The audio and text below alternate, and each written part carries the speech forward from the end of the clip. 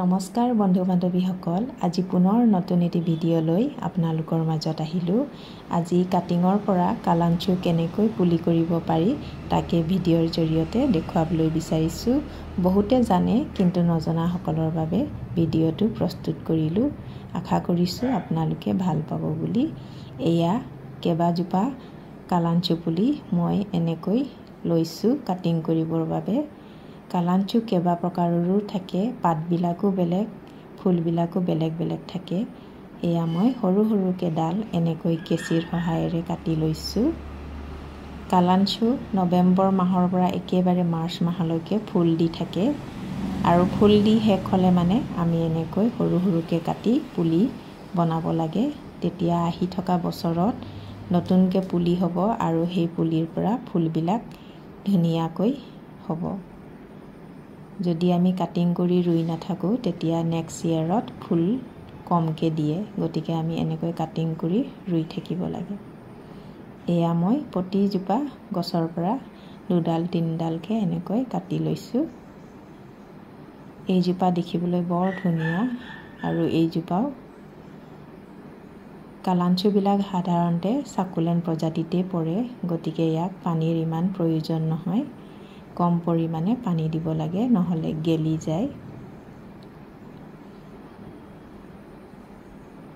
এয়া মই সৰু সৰুকৈ কাটি ল'লোঁ, তলৰ পাতখিনি আঁতৰাই ল'লোঁ আৰু এনেকৈ কলা কলা পলিথিনত প্ৰপগেট কৰি থৈ দিম। 2 মাহ 3 মাহৰ পিছত পুলি ওলাব, তেতিয়া ৰিপৰ্ট কৰি দিব লাগে। এয়া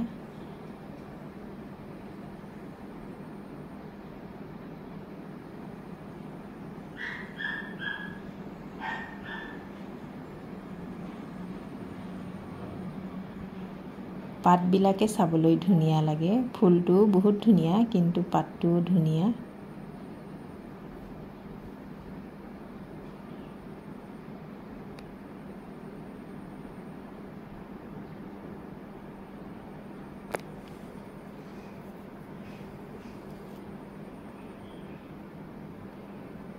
কিছুমান পলিথিনত মই এনেকৈ 2ডাল 3ডালকৈ প্ৰপগেট কৰি দিছোঁ। এয়া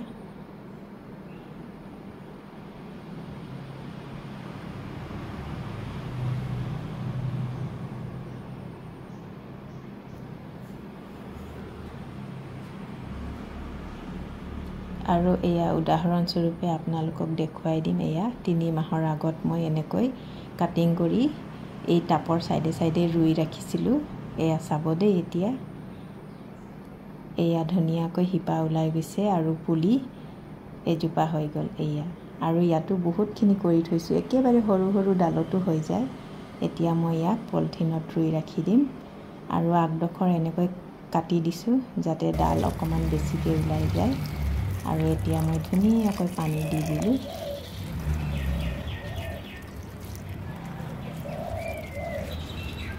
ভিডিঅ'টো কেনেকুৱা পালে জনাব। আজিলৈ আহোঁ, বাই।